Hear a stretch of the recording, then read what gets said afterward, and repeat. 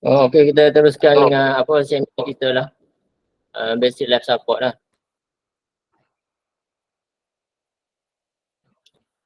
So konten kita CME hari ni pertama kali objektif, lepas tu sedikit introduction, dan kita proceed with anatomy and physiology of cardiopulmonary system lah. And then overview of basic life support, and lepas tu kita proceed with AED lah, automated external defib, and then summary lah for last kali. So objektif untuk belajar BLS ni, pertama sekali kita supaya kita boleh describe links in the chain of survival lah. Lepas tu kita understand relevant anatomy and physiology of cardiopulmonary system, and then kita boleh describe ataupun understand dan terusnya perform the BLS correctly lah.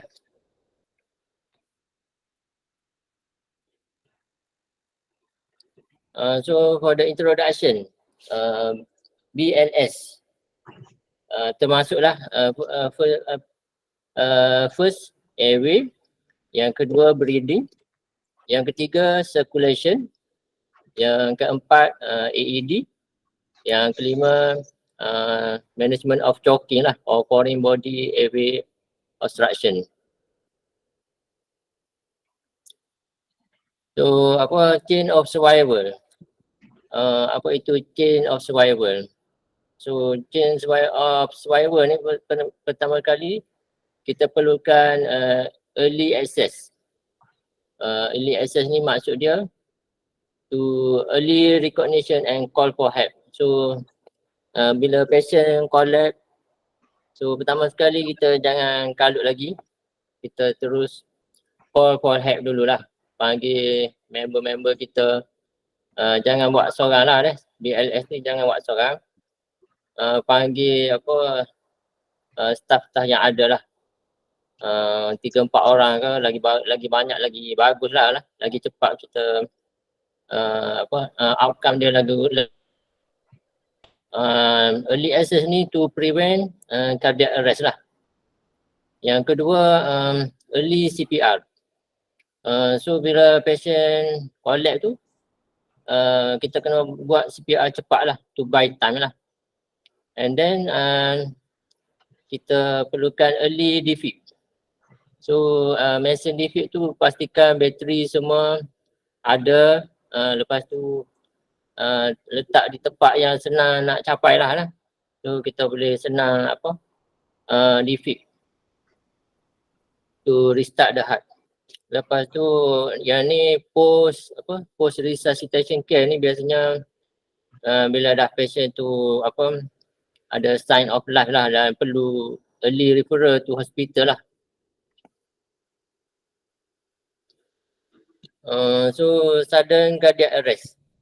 Sudden cardiac arrest ataupun SCA ni is a condition in which the heart suddenly stop dan stop beating lah, maksudnya jantung tu tiba-tiba berhenti. Bila berlaku ni blood akan stop mengalir ke otak dan ada vital organ lah, dan menyebabkan brain death lah. So sudden cardiac arrest ni menyebabkan death lah kita jika tidak treated within minutes. So sign and symptom of cardiac arrest, pertama sekali unresponsiveness. So maksudnya tak khabar lah ataupun patient tak respon. So kita panggil patient, hello, are you okay? Patient tak ada respon lah. Yang kedua, no breathing.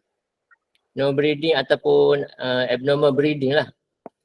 Kadang-kadang patient datang dengan nazak lah, bunyi nyawa dekat kerongkong je ataupun slow sangat. Yang kedua, seizure. Seizure ni tak semestinya, kadang patient ataupun relatif cakap patient nyetok ataupun seizure dekat rumah.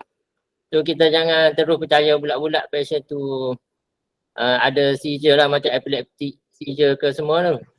Kadang-kadang dia because of sudden cardiac arrest juga. Patient kadang-kadang dia nampak macam nyetok, macam stroke gitulah. Tapi bukannya stroke pun sebab kadang-kadang sebabnya MI ataupun apa sakit jantung lah. Dia bila MI tu teruk sangat, dia simptom dia nampak macam sawan lah tapi bukan sebenarnya sawan, tapi sebabnya because of sudden cardiac arrest. So ini apa dia punya graf dia, kalau every 1 minute goes, so dia akan menurun sebanyak 10%. So chance of success reduce 7 to 10% setiap minit. So bila contohlah rumah patient jauh daripada klinik, contoh dah 10 minit lah. Bila datang tu patient dah tak ada lah. Kalau lagi dekat, lagi cepat kita respon, lagi baik lah kita punya apa outcome dia lah. So ni apa anatomy of the heart. So the main component of the heart, heart muscle lah. Heart muscle ni apa, dia akan contract to pump blood. Lepas tu chamber dia akan collect and channel the blood flow. And heart valve ni apa, untuk apa,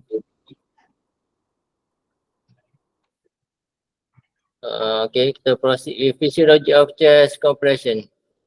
So chest compression ni efektif dia bila kita tengok cara dia tu, tangan kiri tu letak bawah, lepas tu tangan kanan lah atas.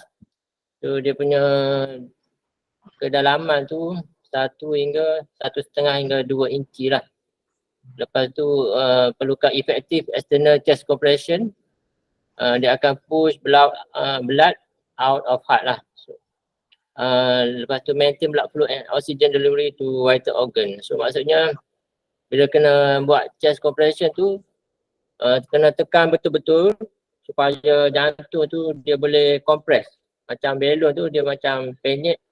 So that daripada heart, daripada apa, darah daripada jantung tu boleh betul-betul mengalir ke vital organ lah sebelum, ataupun yang betul lagi pergi ke otak lah. Kalau kita inefektif, maksudnya tekan sikit je tak betul-betul 2 inci ataupun 1.5 inci tu, dia punya heart tu ataupun blood tu tidak betul-betul sampai ke otak lah. So maksudnya dia akan so sukses dia tu kita tak berjaya, kurang berjaya lah kita punya CPR tu. Tapi kalau kita buat betul-betul memang apa, sternum dia tu mungkin akan patah lah. Tambah-tambah orang yang apa big size lah. So dia sini apa, physiology of respiratory system. So room air kita ada 21% oxygen. Kalau rescue breathing tu 16% lah oxygen.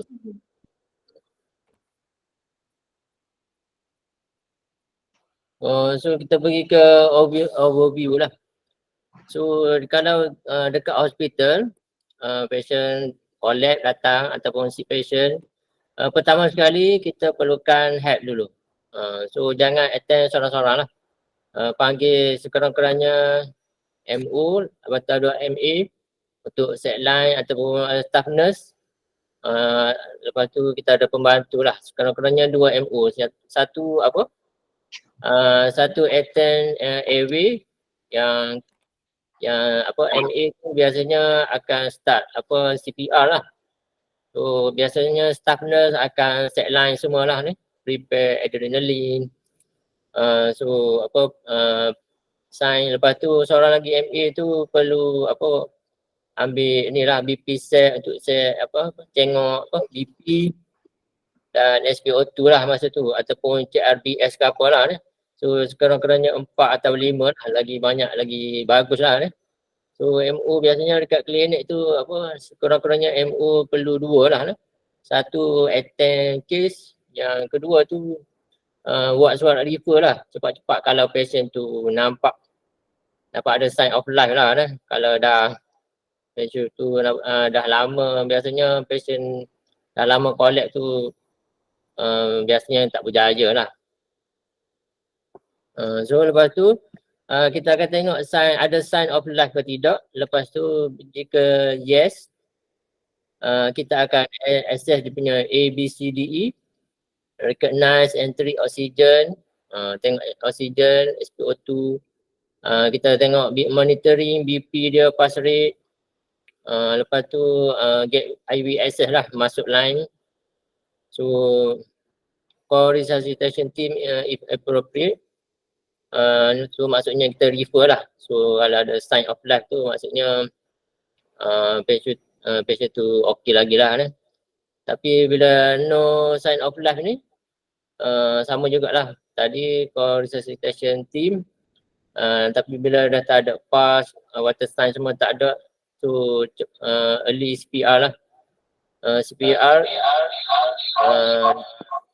with oxygen and airway adjunct.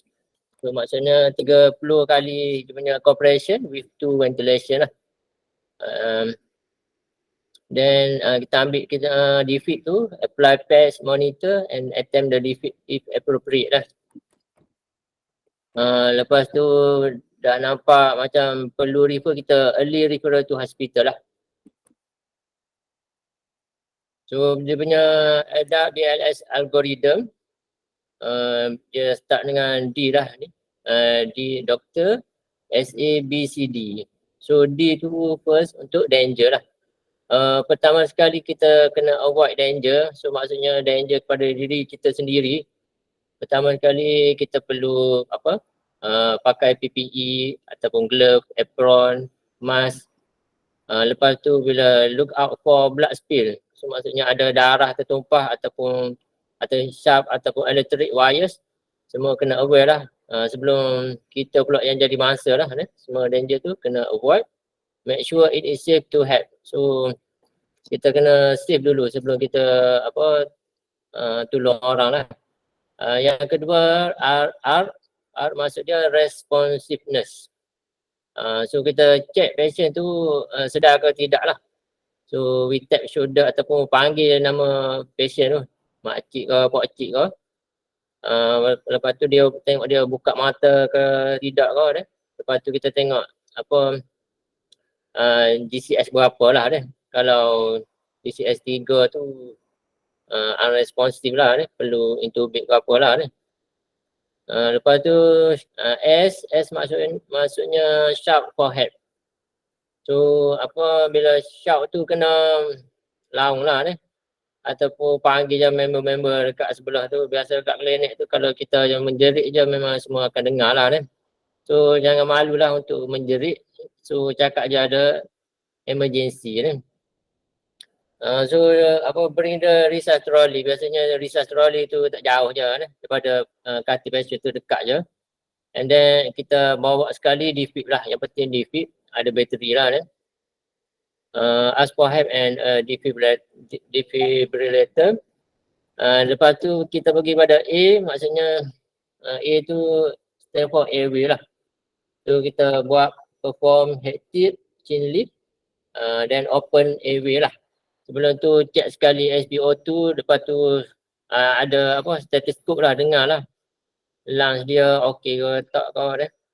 Lepas tu tengok BP sekali. Lepas tu B maksudnya tengok breathing dia lah. Look for normal breathing in not more than 10 seconds. Start chest compression if not breathing or abnormal breathing.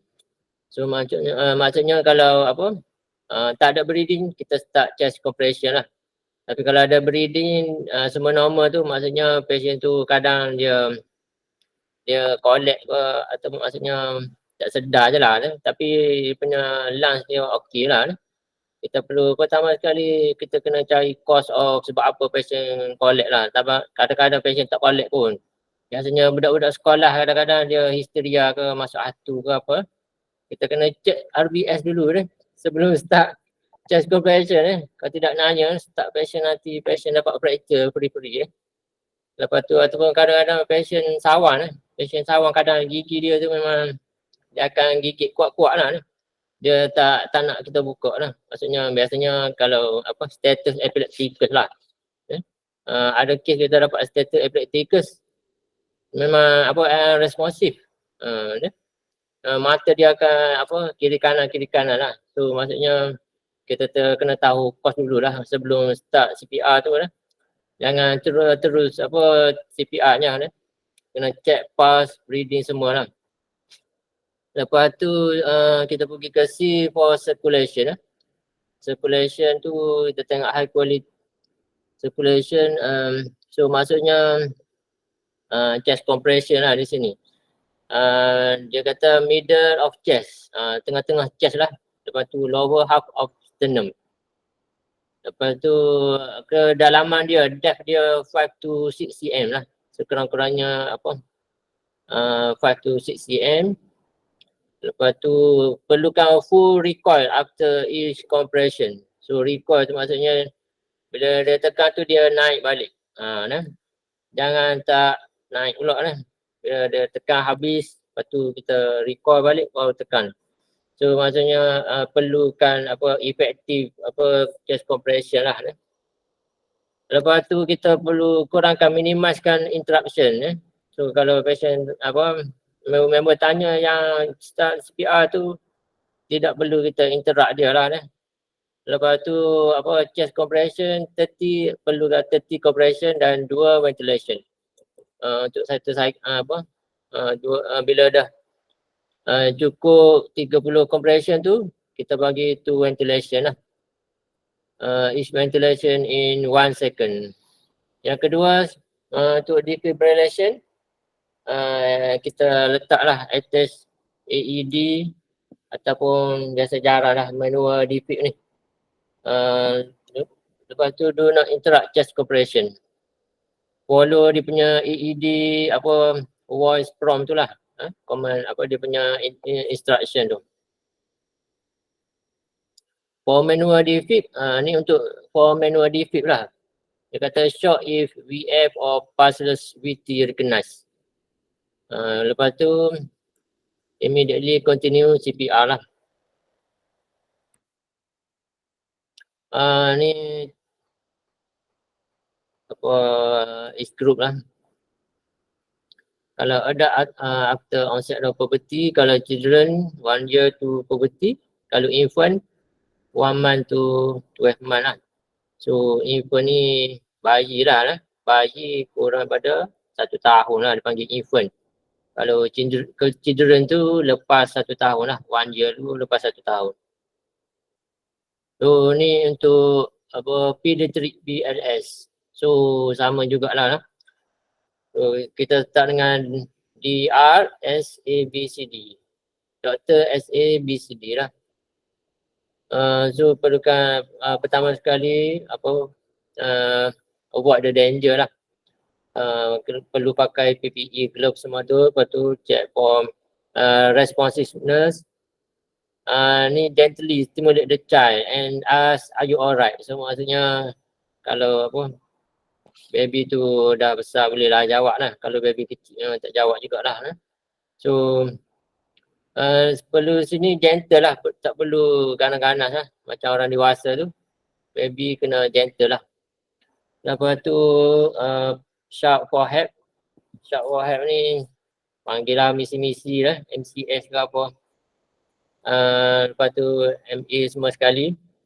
Yang lepas tu airway sama jugalah buat hectic chain lift lah. So semua dah tahu ni hectic chain lift. So kita tengok airway dia lah. Ada foreign body ke apa lah. Lepas tu apa breathing for kita tengok for normal breathing or not more than 10 second. If not breathing or abnormal breathing, give 5 rescue breath. So maksudnya kat sini dia suruh bagi 5 rescue breath kalau no breathing lah. Lepas tu kita tengok C for circulation. Ada sign of life ke tidak, check for pulse, rasanya check apa BP lah. Start chest compression if pulse less than 60. So kalau dah apa kanak-kanak tu pulse less than 60 tu dah kena start chest compression lah ni. Ataupun kita tengok with poor perfusion lah. Dia punya apa compression bagi kanak-kanak ni 15 compression dengan 2 ventilation lah. Each ventilation 1 second. So separuh lah, separuh biasa dewasa 30. So kanak-kanak ni apa 15 compression lah. Lepas tu sama juga kalau ada defib, letakkan defib, attach AED atau manual defib. Yang apa yang continuous CPR tu kita jangan interrupt. Okay. So kita pergi pada universal choking sign lah. Biasanya victim will clutch the neck with the thumb and fingers and attempt to cough out the foreign body. So kita bila dah nampak gini biasanya tercekik lah dah.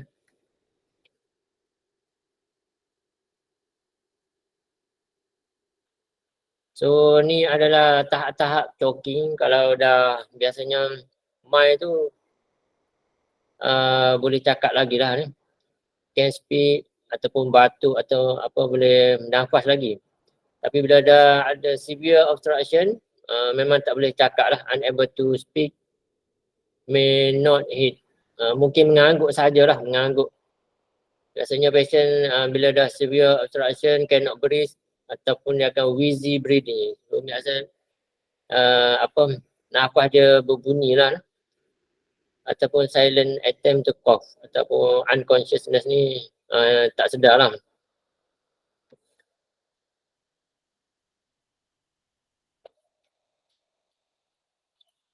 So bila pediatric kita perlu sekali pertama sekali assess the severity lah. So kalau mild tu tak ada masalah lah. Kita boleh encourage patient to cough. Kalau severe, kalau still conscious, kita bagi 5 back blows. Tepuk belakang lah. With 5 abdominal thrust. Abdominal thrust ni apa dekat perut lah. Kita duduk belakang, kita tarik apa abdomen dia lah. Kalau unconscious, sama juga start CPR lah. So sedikit pasal defibrillator. So defib ni adalah mesin yang boleh bagi DC shock to patient in cardiac arrest for purpose of kita untuk terminate VF dan pulseless VT lah. So apa AED ni dia boleh automatically baca dan interpret victim heart rhythm dan determine sama ada boleh bagi di DC shock ataupun tidak lah. So biasa kat klinik yang ada bateri lah. Yang ni apa biasanya dekat ED ataupun hospital guna manual defib lah. Bila defibrillator ni chances of survival if cardiac arrest occur and CPR applied, so maksudnya kita ada 3 to 5% peluang lah untuk patient survive lah. Ni dia kata apa cardiac arrest and CPR sahaja. Bila CPR sahaja 3 hingga 5%. Tapi bila chances of survival with defibrillation boleh up to 70% lah. Dengan ada defib tu maksudnya lagi kebarangkalian untuk patient survive tu lagi bagus lah. Berbanding dengan CPR sahaja tanpa defib. Itu sahajalah.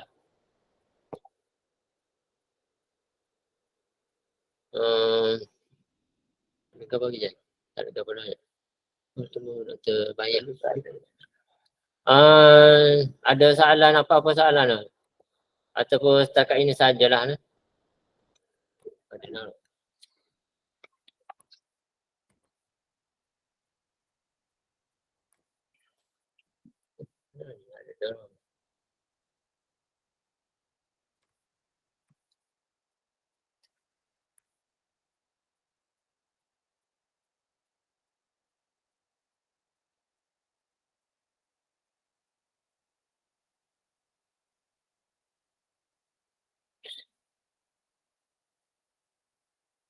Ada Ada soalan apa soalan ke?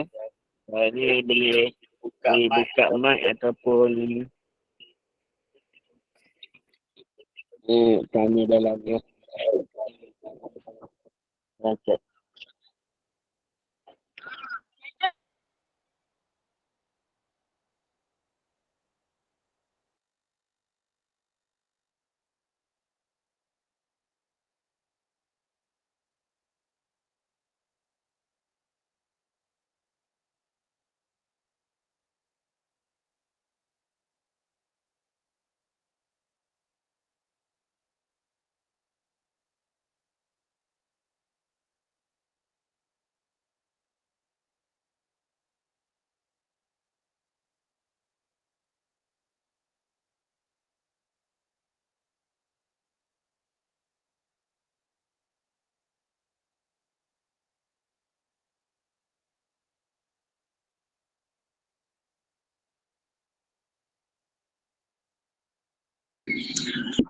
Kalau tak ada soalan, link kehadiran ada dalam chat.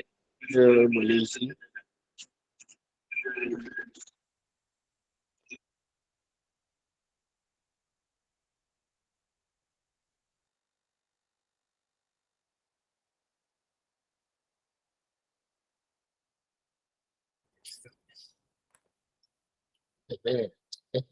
Okey, terima kasih semua sebab sudi join kita punya mingguan CME, Weekend di Besut. So enjoy your weekend. Terima kasih. Assalamualaikum.